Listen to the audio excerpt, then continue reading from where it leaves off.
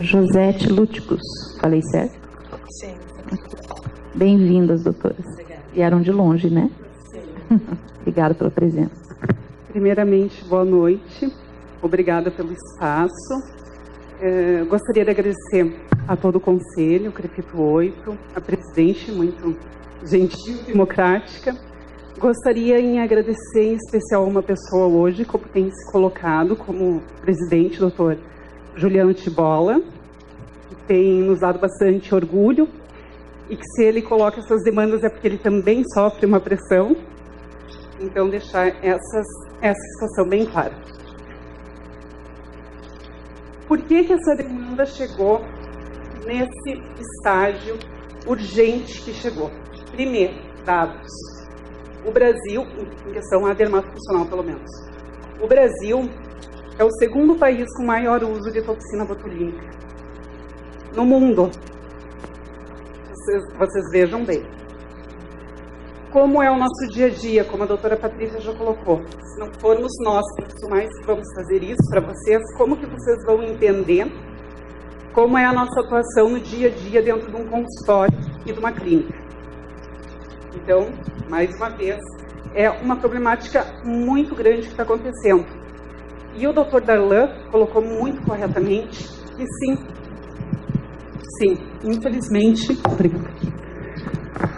infelizmente, a nossa especialidade corre o risco da extinção, porque a dermatofuncional, ela tem subtipos, mas ela não vai segurar uma especialidade só com a cicatrização de feridas, que ainda está engatinhando nos hospitais, e a gente está lutando também para essa ampliação. E é uma coisa, um subtipo importante de se falar, porque aí você percebe que a dermatofuncional, ela entra em intercorrências, complicações, e aí quando o colega pensa que a dermatofuncional está só baseada na estética, não, ela não está, mas nós amamos a estética, porque eu acredito que esse subtipo e esse preconceito que se criou deva ser terminado. Outra coisa que eu vejo dos meus colegas, e hoje também falo por um grupo grande de colegas, é a questão da autonomia profissional dentro do consultório. Se o Brasil é o segundo país com maior número de aplicação de toxina botulínica no mundo, como fica a autonomia do profissional? Se antes nós achávamos inconvenientes estarmos às vezes subsilientes aos médicos, vocês imaginem nós recebendo orientações de biomédicos, farmacêuticos, enfermeiros e assim por seguinte. E muitas vezes, com todo respeito aos colegas da área da saúde, orientações que não estão vindo adequadas. Por quê? Porque em relação aos recursos associados, o que vem para o nosso consultório? Fez a toxina botulínica, não se mexe em cima. Vocês têm noção do que isso significa? Significa que, além da gente não aplicar, o paciente chega com uma orientação errada e você fica de mãos amarradas ou tem que entrar em uma longa explicação, numa longa explanação, buscando artigos para conseguir orientar adequadamente o paciente. E fica mais o constrangimento de você vai num profissional, te orienta alguma coisa, e vai em outro, se coloca de maneira diferente.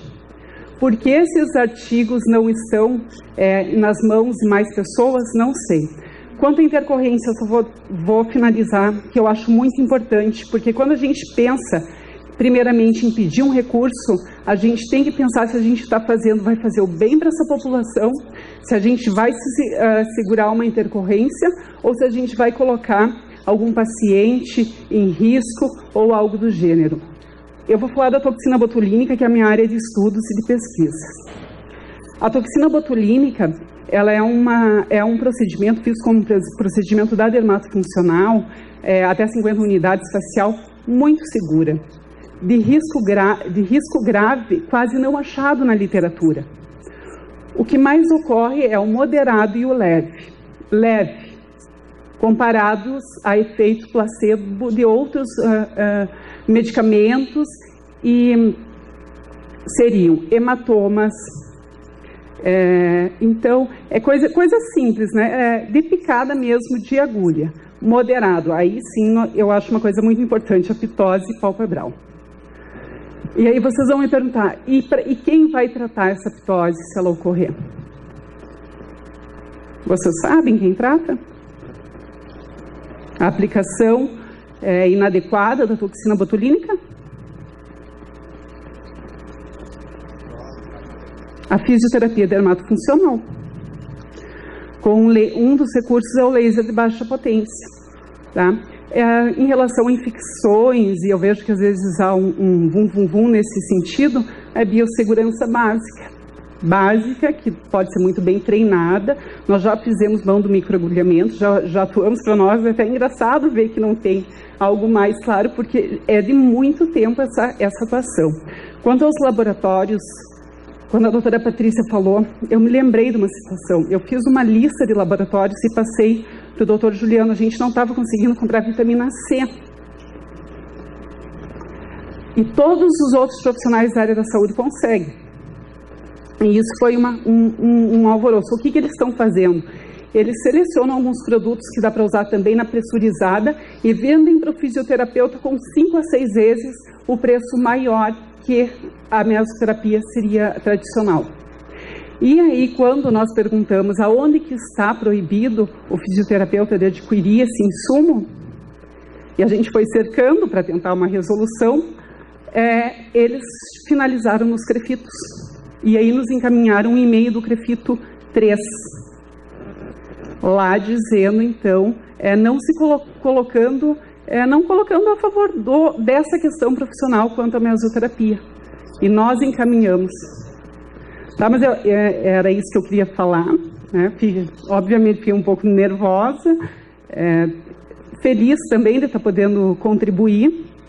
E eu espero que vocês pensem muito bem nisso que foi exposto, pensem nos profissionais, né?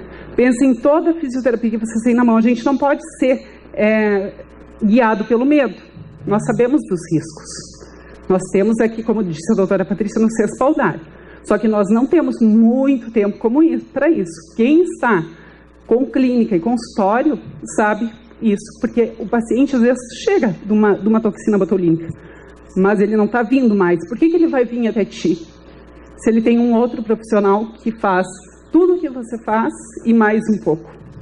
Então, eu deixo meus agradecimentos. E valeu a pena, né? Chuva, mas estou aqui. E fiquem com Deus e que se releve uma grande luz e seja colocado em consideração o que a gente trouxe para vocês. Obrigada. Quando vocês estavam referindo o tema de autonomia profissional, eu me lembrei de um projeto de lei, um PL que eu acho importante que esteja na cabeça de conhecimento de todos, que é um PL da biomedicina, deu início com a doutora Ana Pulga, e ele agrega 7 faculdades. Se eu deixei uma de fora, me desculpe, mas me lembro agora das 7. A princípio, a fisioterapia não tinha entrado junto nesse PL. Ele já está na mão de um deputado, que é o Fred Costa, e ele vai para votação. O que pede esse PL? A doutora Ana Pulga, então, deve ter também averiguado essa fragilidade em questão de legislação e achou o caminho que 7 faculdades, de repente, de nível de faculdades, né, da área da saúde, seriam mais fortes, de repente, que uma para se lutar por uma autonomia. E aí ela sugeriu, discorre o PL, que a faculdade, então, teria sua autonomia e ficaria, então, a saúde estética, que é para isso que está correndo. A gente não pode também fechar os olhos para o que está acontecendo. Hoje acontece pós-graduações que elas levam o nome de saúde estética, e nessas pós-graduações elas possuem profissionais de várias áreas, né? A enfermagem, a limisura, e ali tem as técnicas injetáveis, e alguns dos nossos colegas fazem essas pós-graduações, então já estão fazendo. E juntamente com isso, então, veio esse PL. Então, a fisioterapia entrou no PL. Ela já está no PL, é só buscar. Eu não consegui achar aqui, não sei se alguém tem o número do PL, Mas foi um PL do ano.